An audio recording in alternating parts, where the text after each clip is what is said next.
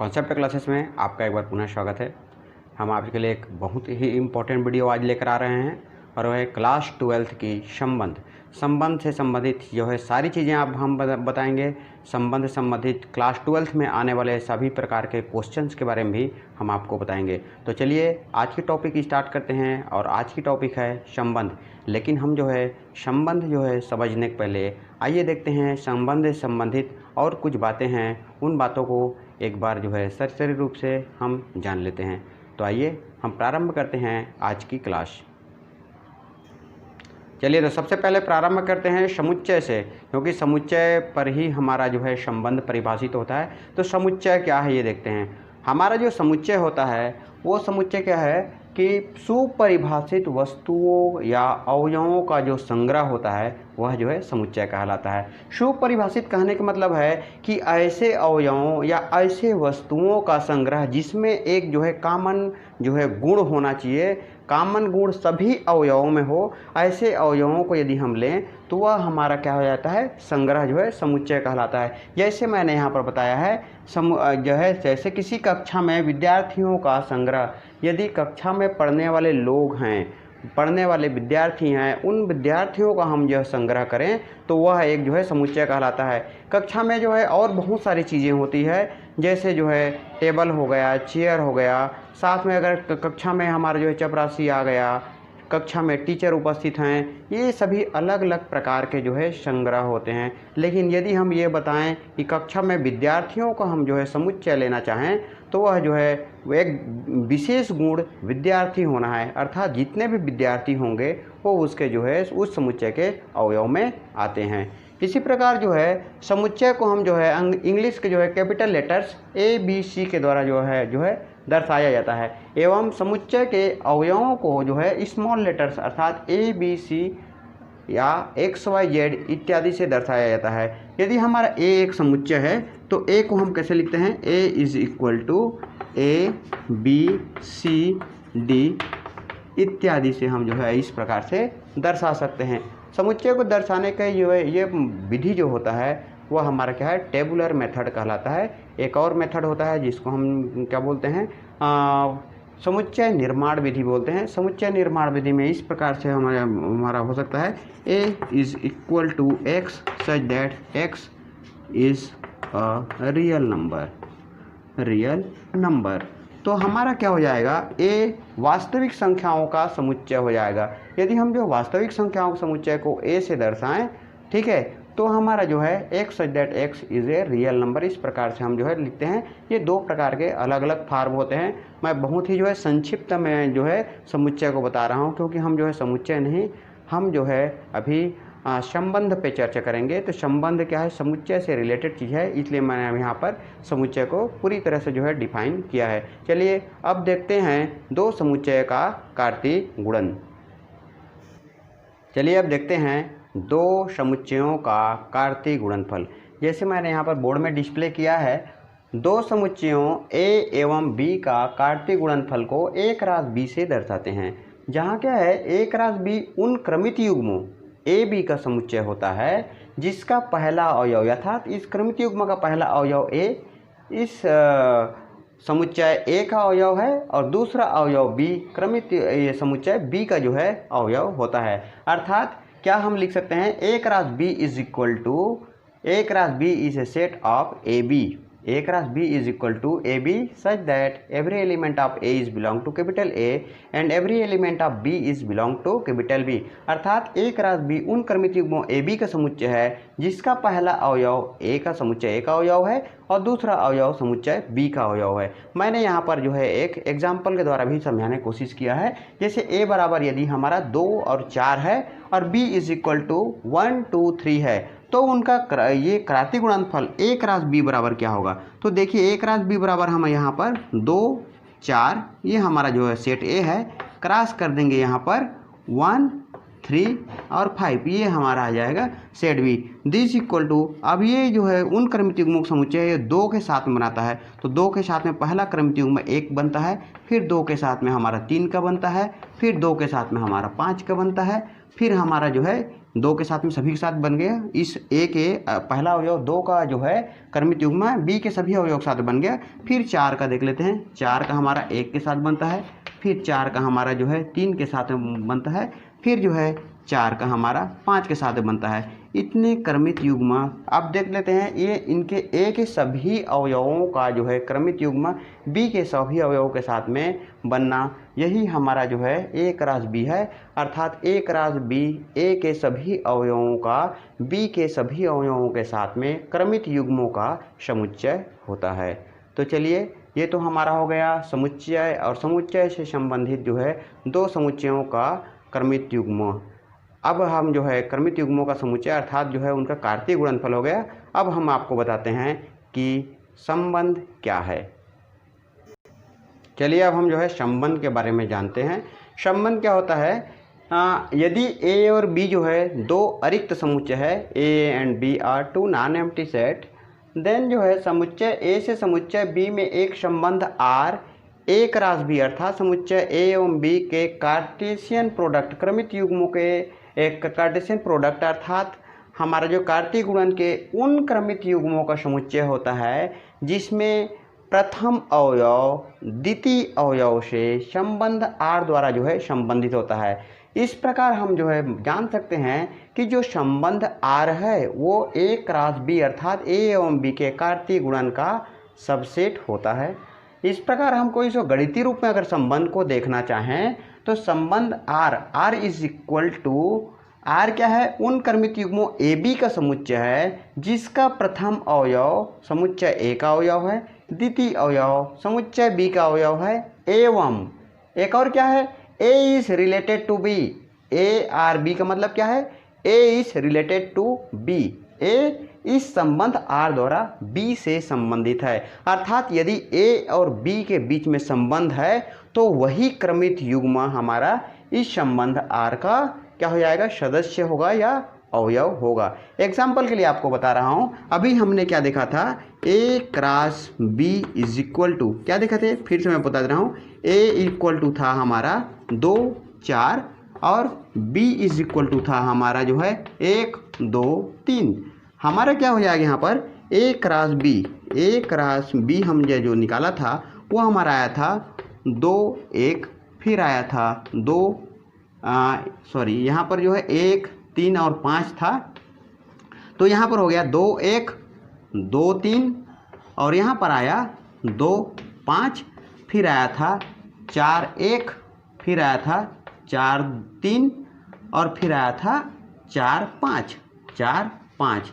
ये जो है इतने सारे इसको ए क्रॉस बी के हमारे जो है अवयव हुए थे। अब यदि हमारा जो है आर हमारा जो क्या होता है?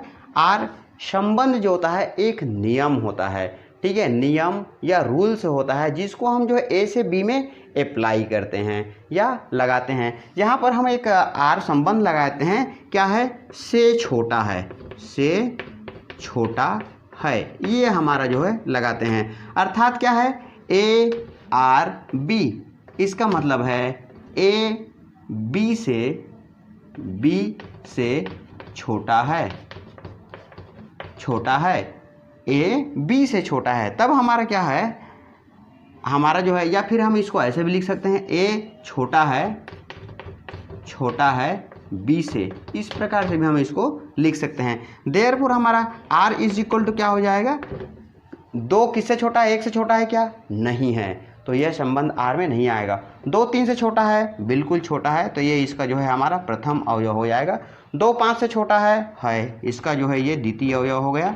फिर 4 1 से छोटा है? नहीं है। 4 3 से छोटा है? नहीं है। 4 5 से छोटा है? बिल्कुल है, तो ये हमारा हो गया ये तीसरा अवयव, और अवयव नहीं है, इसलिए इस संबंध आर में हमारा जो है केवल 3 क्रमित युग्म है। देयरफॉर हम यहाँ पर लिख सकते हैं R is subset of A cross B, अर्थात आर ए क्रॉस बी का जो है उप समुच्चय होगा। इस प्रकार हम जो है रिलेशन को हम जो है बहुत ही आसानी से जो समझ सकते हैं। रिलेशन मतलब होता है उन क्रमित युग्मों का समुच्चय जिसका पहला अवयव रिलेशन अर्थात दिए गए नियम द्वारा बी के किसी अवयव के साथ में संबंधित हो। तो चलिए, ये तो हो गया हमारा रिलेशन। अब हम आगे देखते हैं रिलेशन के में से संबंधित और कुछ चीज़ें हैं, जैसे रिलेशन के प्रांत, परिसर और सहप्रांत क्या होता है। चलिए जो है इसके बारे में जानते हैं। चलिए अब देखते हैं संबंध की जो है प्रांत क्या है। संबंध की प्रांत जिसको हम जो है डोमेन भी बोलते हैं इंग्लिश में। संबंध आर का प्रांत आर के क्रमित युग्मों के सभी प्रथम घटकों का समुच्चय होता है। इस प्रकार प्रथम घटकों के समुच्चय को संबंध आर का प्रांत कहते हैं। इस प्रकार संबंध आर का यदि परिसर को देखें, जिसको हम जो है रेंज कहते हैं, तो संबंध आर का परिसर आर के क्रमित युग्मों के द्वितीय घटकों का जो है समुच्चय को जो है संबंध आर का क्या कहते हैं, परिसर कहते हैं। एवं जो है संबंध आर का जो सह प्रांत है वह हमारा समुच्चय बी जो है, समुच्चय बी संबंध आर का सह प्रांत जो है कहलाता है। अभी हमने देखा था आर में हमारा जो है आर इज इक्वल टू क्या देखा था, जैसे एग्जाम्पल यदि हम यहाँ पर बताऊँ तो r इज इक्वल टू अभी हमारा आया था 2 3 आया था, फिर आया था 2 5 आया था और इसमें आया था 4 5। ये हमारे जो है 3 अवयव जो है आए थे। यदि मैं यहाँ कर बताऊँ r की प्रांत अगर बोला जाए तो r के प्रांत हमारा किसका समुच्चय है, प्रथम घटकों का। तो यहाँ पर हो जाएगा 2 4, ठीक है। फिर आर की परिसर, अगर इसमें जो आर की परिसर देखा जाए तो द्वितीय घटकों का समुच्चय है। द्वितीय घटक क्या है, 3 और 5, ठीक है, द्वितीय घटक है। फिर जो है आर की सह प्रांत अगर देखा जाए तो सह प्रांत क्या है, समुच्चय बी है और समुच्चय बी सह प्रांत इक्वल टू बी और इज इक्वल टू क्या था हमारा 1 3 5। चूँकि हमारा 1 का संबंध इसमें था ही नहीं, संबंध में था नहीं है, फिर भी जो है सह प्रांत में वह आ जाता है। किंतु जो संबंध का जो है क्रमित युग्म है उसका ये अगर प्रथम घटकों का समुच्चय लें तो वह उस संबंध का जो है प्रांत कहलाता है, डोमेन कहलाता है। और द्वितीय घटकों का यदि हम जो है ये लें समुच्चय लें तो वह हमारा जो है आर का जो है परिसर जो है कहलाता है। चलिए हम देखते हैं अब जो है संबंध आर का प्रतिलोम संबंध। प्रतिलोम संबंध क्या होता है कि यदि जो है मान लेते हैं आर समुच्चय ए से बी में एक जो है संबंध है, समुच्चय ए से बी में एक संबंध आर है, तब आर के प्रतिलोम संबंध को आर इन्वर्स से शो करते हैं। चूँकि वो आर का प्रतिलोम संबंध है इसलिए उसको आर इन्वर्स शो करते हैं। अब यदि आर जो है ए से बी में संबंध है तो बी से ए में जो संबंध होगा वो आर इन्वर्स होगा। किस प्रकार से परिभाषित कर रहे हैं, नीचे देखते हैं। R inverse is equal to B A होता है, जहाँ every element of B is belong to क्या हो जाएगा हमारा जो है capital B, every element of A is belong to capital A. और क्या होना चाहिए, इस बी और ए में किस प्रकार संबंध होना चाहिए, ए आर बी, ए और बीच के बीच में संबंध आर होगा। तब जो बी ए लेंगे अर्थात क्रम को यदि हम पलट देंगे तो वो पलटे हुए क्रम वाले जो समुच्चय आएगा, क्रमित युग्मों का समुच्चय, वह जो है आर का प्रतिलोम संबंध होगा। इस प्रकार हम जो है प्रतिलोम संबंध को हम संबंध आर द्वारा ही जो है परिभाषित करते हैं। चलिए अब जो है देखते हैं हम यार द्विचर संबंध क्या है। द्विचर संबंध एक बहुत ही महत्वपूर्ण प्रॉपर्टी है। द्विचर संबंध क्या होता है, मान लो ए एक अरिक्त समुच्चय है, ए कोई समुच्चय है और आर एक संबंध है। और आर किस प्रकार संबंध है कि ए से ए में ही संबंध है, अर्थात ए के अवयवों का एक ही अवयवों के साथ में अगर संबंध है तो यह संबंध हमारा जो है द्विचर संबंध कहलाता है। अर्थात मान लो ए एक अरिक्त समुच्चय है तथा आर समुच्चय ए से ए में एक संबंध है, तब आर को जो है एक द्विचर संबंध कहलाता है। अर्थात ए का अवयव का संबंध ए के ही अवयव से हो तब वह संबंध हमारा जो है द्विचर संबंध जो है कहलाता है। अब हम देखते हैं संबंधों के प्रकार, ये सबसे ज़्यादा इम्पोर्टेंट हैं 12th क्लास में। संबंधों के प्रकार में सबसे पहले आता है हमारा स्वतुल्य संबंध या फिर उसको हम बोलते हैं रिफ्लेक्सिव रिलेशन।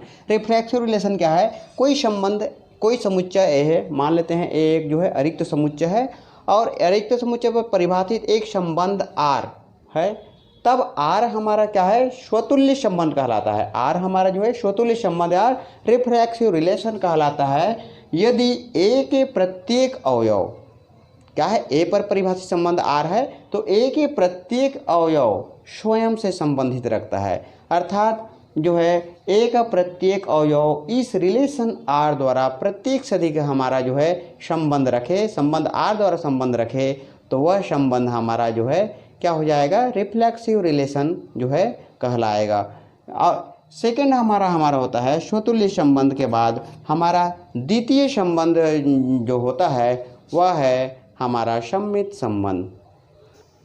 चलिए, सम्मित संबंध क्या होता है, किसी समुच्चय ए पर परिभाषित संबंध आर सम्मित संबंध कहलाता है। किस समुच्चय ए पर परिभाषित संबंध आर सम्मित संबंध कहलाता है यदि और केवल यदि, यहाँ पर एक जो है विशेष रूप से कंडीशन है, यदि और केवल यदि A B belongs to R, यदि ए बी इस जो है संबंध आर का एक जो है क्या है अवयव है, तो बी ए भी आर का अवयव होना चाहिए, अर्थात ए से बी में जो है एक संबंध आर है या ए बी से जिस संबंध से संबंधित है बी को भी उसी संबंध से संबंधित होना चाहिए। तो इस प्रकार यदि ए बी का जो है आर का अवयव है तो बी ए भी हमारा जो है आर का अवयव होना चाहिए। क्या है, ए बी प्रत्येक element A B belongs to A के लिए। इस प्रकार हमारा जो है ये संबंध हमारा जो है सम्मित संबंध कहलाता है। मैं जो पहले के लिए उदाहरण नहीं बता पाया था, यदि हम ये देखें कि किसी समतल में जो है स्थित सभी सरल रेखाओं का समुच्चय अगर लें और उस सरल रेखाओं के समुच्चय में हम देखें कि एक संबंध हम उसको बनाते हैं, संबंध आर इज इक्वल टू समांतर है, तो प्रत्येक रेखा स्वयं के जो है समांतर होता है, इसलिए जो है समांतर है का संबंध मतलब समतल में स्थित सभी सरल रेखाओं के लिए समांतर है का संबंध क्या हो जाएगा, हमारा जो है स्वतुल्य संबंध हो जाएगा। और उसी प्रकार यदि दो रेखाएं हम लेते हैं एल और एम, अब मान लीजिए एल ए के समांतर, एल जो है एम के समांतर है, अर्थात यहाँ पर जो है जाएगा L M belongs to R, R हमारा क्या है, हमारा समांतर है, तो एल एम के समांतर हैं तो डेफिनेटली एम भी एल के समांतर होता है।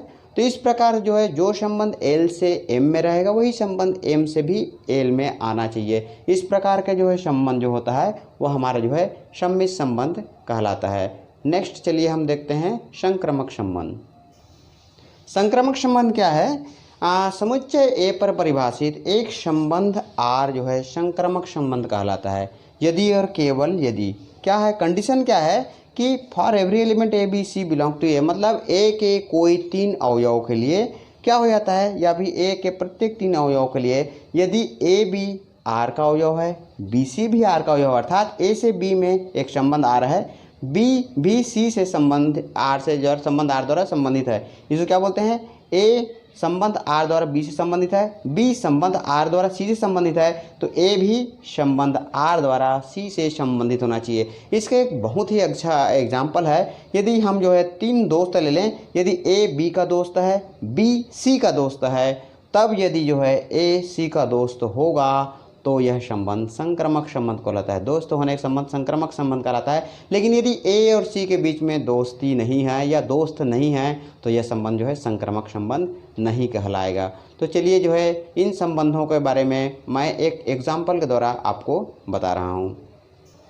चलिए अब जो है एक उदाहरण के द्वारा जो है मैं इन तीनों संबंधों के प्रकार को समझाने की कोशिश कर रहा हूँ। हमने एक उदाहरण लिया, मान लो ए किसी समतल में स्थित सभी सरल रेखाओं का जो है समुच्चय है और क्या है आर समांतर है समुच्चय ए पर एक जो है संबंध है, समुच्चय ए पर एक हम संबंध देख रहे हैं। मान लेते हैं A L M N P Q, मतलब किसी समतल में 5 सरल रेखाओं को ले लेते हैं, कोई भी 5 सरल रेखाएं हैं, तो यह क्या है समुच्चय के ए का जो है हमारा अवयव हो जाएगा, क्योंकि ए हमको क्या लिए हैं समतल पर स्थित सभी सरल रेखाओं को समुच्चय लेते हैं। अब हमारा क्या है यहाँ पर है आर, आर हमारा क्या है, आर इज इक्वल टू है समांतर है, समांतर है। अब क्या होता है, चूंकि जो है चूंकि प्रत्येक रेखा, प्रत्येक सरल रेखा स्वयं से समांतर होता है, समांतर होता है, ठीक है। देयरफॉर क्या हो जाएगा, L L belongs to R, या फिर एल एल और यहाँ पर हम क्या लिख सकते हैं, एम एम एन एन और यहाँ पर लिख सकते हैं P P Q Q belongs to R, therefore हम यहाँ पर लिख सकते हैं आर स्वतुल्य है। आर क्या हो जाएगा, स्वतुल्य है। यहाँ पर स्वतुल्य में एक चीज़ स्पष्ट और कर देना चाह रहा हूँ कि प्रत्येक अवयव का संबंध स्वयं से होना चाहिए। ऐसा नहीं कि हमारा 3 अवयव का संबंध हो गया स्वयं से, ये 2 अवयव का संबंध नहीं है, तो इस प्रकार के संबंध स्वतुल्य नहीं होंगे। इसके एक प्रत्येक अवयव का संबंध इस संबंध आर द्वारा स्वयं से जो है होना चाहिए, तभी यह संबंध जो है स्वतुल्य होगा। दूसरा है, अब मान लो यहाँ पर मान लो क्या हो जाता है, L is parallel to M, हम ये मान लिए। दिस इम्प्लाइज क्या होगा, अतः क्या होता है, M is also parallel to L। यदि L M के समांतर होता है तो M भी L के समांतर होता है। देयरफॉर हम इसको लिख सकते हैं L M belongs to R, this implies M L is also belongs to R। देख लो, देयरफॉर क्या लिख सकते हैं, R सम्मित है, सम्मित है। तीसरा चीज़ इसी प्रकार हम लिख सकते हैं, क्या लिख सकते हैं, L समांतर है M का, M समांतर है कितना है, P का। चलो देख लेते हैं, हमारे पास 3 समांतर रेखा है, 1 2 3, ये इसका समांतर है, ये इसका समांतर है, तो डेफिनेटली अतः क्या हो जाएगा, अतः हम जानते हैं क्या हो जाएगा, L समांतर होता है P का। देयरफॉर हम क्या लिख सकते हैं, देयरफॉर हमारा क्या हो जाएगा, L M M P belongs to R, this implies L P belongs to R। अतः हम लिख सकते हैं देयरफॉर R हमारा क्या हो जाएगा, R संक्रमक है, संक्रमक है। ठीक है, इस प्रकार से हम जो है संबंध को जो है हम प्रूफ कर सकते हैं। अगर कोई समतल में कोई है रेखाएं हैं तो संबंध को हम जो प्रूफ कर सकते हैं। इसी प्रकार अन्य जो है उदाहरण के द्वारा जो है हम जो है इन संबंधों को जो है सिद्ध किया जा सकता है। तो चलिए देखते हैं अब वह जो है संबंध का एक विशिष्ट प्रकार जो क्लास 12th के लिए बहुत ही जो है इम्पोर्टेंट है। तो चलिए देखते हैं तुल्यता संबंध, इक्विवेलेंस रिलेशन। इक्विवेलेंस रिलेशन क्या है, किसी समुच्चय A पर परिभाषित कोई संबंध R जो है तुल्यता संबंध कहलाता है यदि R स्वतुल्य हो, अर्थात प्रत्येक अवयव A के लिए, प्रत्येक अवयव A belong to capital A के लिए, अर्थात कैपिटल A का प्रत्येक अवयव स्वयं से संबंध R द्वारा संबंधित हो, अर्थात R स्वतुल्य हो, R सम्मित हो और R संक्रमक हो। यदि A पर परिभाषित कोई जो है संबंध, A पर परिभाषित कोई संबंध स्वतुल्य है, सम्मित है, संक्रमक है, तब वह संबंध R A पर जो है तुल्यता संबंध कहलाता है। बहुत ही जो है आसान सा जो है इसका जो परिभाषा है। अगर 12th में आने लायक कोई क्वेश्चन है तो मेरे हिसाब से जो है तुल्यता संबंध पर क्वेश्चन आने की संभावना सबसे जो है अधिक रहता है। तो चलिए देखते हैं तुल्यता संबंध पर मैं एक एग्जाम्पल आपको बता रहा हूँ कि किस प्रकार बहुत ही आसानी से हम जो है तुल्यता संबंध के एग्जाम्पल सॉल्व कर लेते हैं।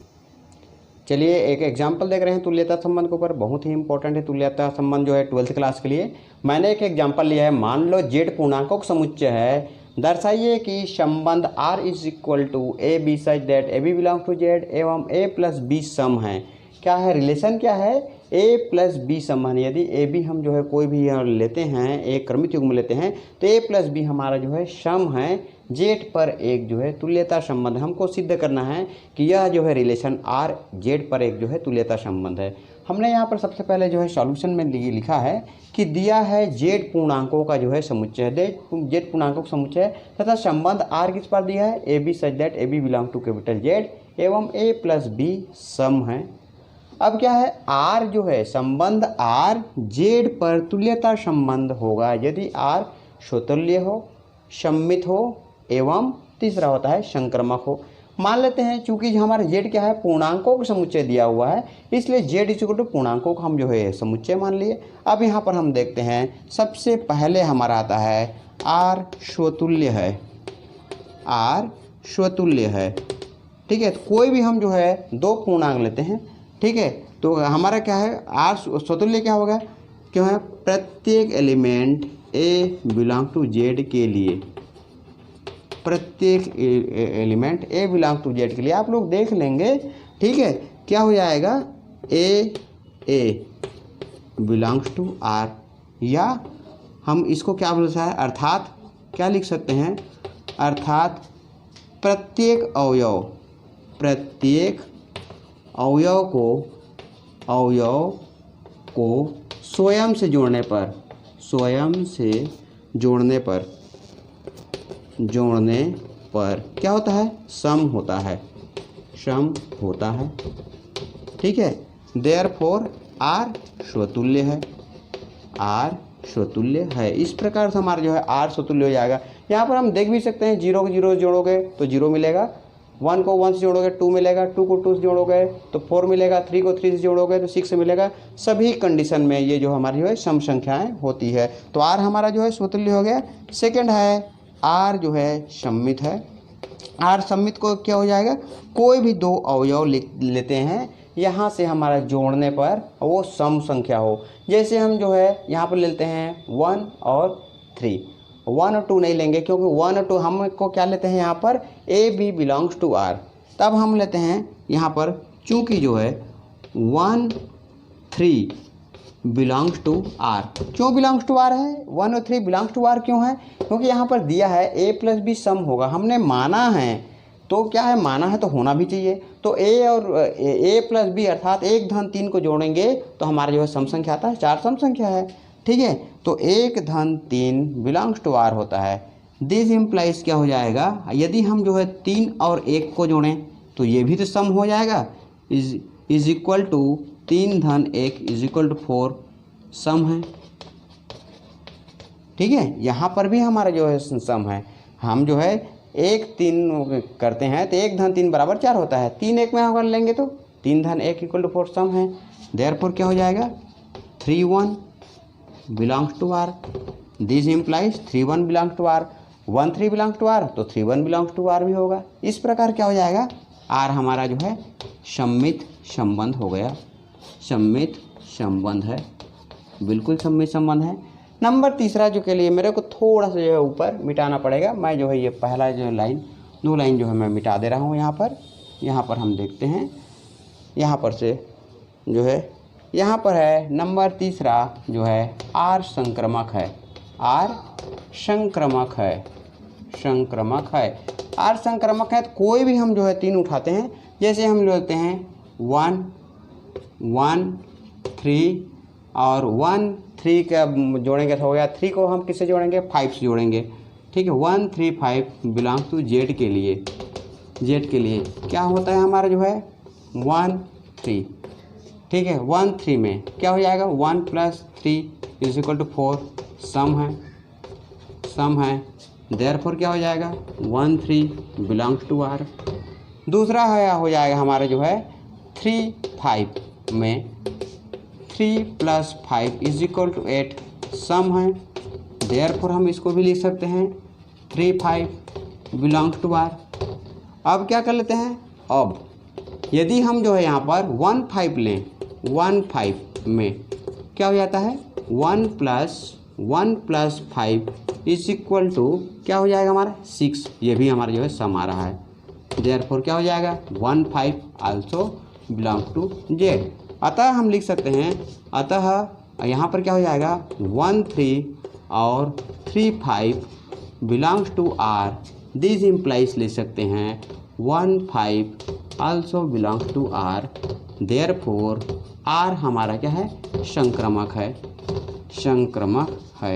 अब हमारा क्या है यहाँ पर, आर हमारा जो है तीनों का जो है तीनों प्रकार का जो है रिलेशन रखता है, अर्थात नीचे में हम जो है लिख सकते हैं, चूँकि आर हमारा जो है स्वतुल्य है, सम्मित है, संक्रमक है, अतः आर क्या हो जाएगा हमारा जो है पूर्णांकों समुच्चय जेड में एक तुल्यता संबंध है। तो तुल्यता संबंध और उससे संबंधित सारे प्रकार, तुल्यता संबंध और उससे संबंधित जो है एग्जाम्पल, ये सारे जो है आज के वीडियो में हमने आपको बताया है। और आशा है कि आज का वीडियो आपके लिए जो है बहुत लाभदायक होगा, प्रॉफिटेबल होगा और डेफिनेटली जो है आपके लिए हेल्प करेगा समझने के लिए। यदि हमारा वीडियो आपको अच्छा लगा तो हमारे चैनल्स को लाइक एवं शेयर ज़रूर कीजिए, हमारे वीडियो को शेयर कीजिए तथा कमेंट्स बॉक्स में कमेंट्स ज़रूर लिखिए। तो आज के वीडियो में इतना ही। नेक्स्ट वीडियो में हम फिर को महत्वपूर्ण जो है टॉपिक लेकर आपके सामने आएंगे।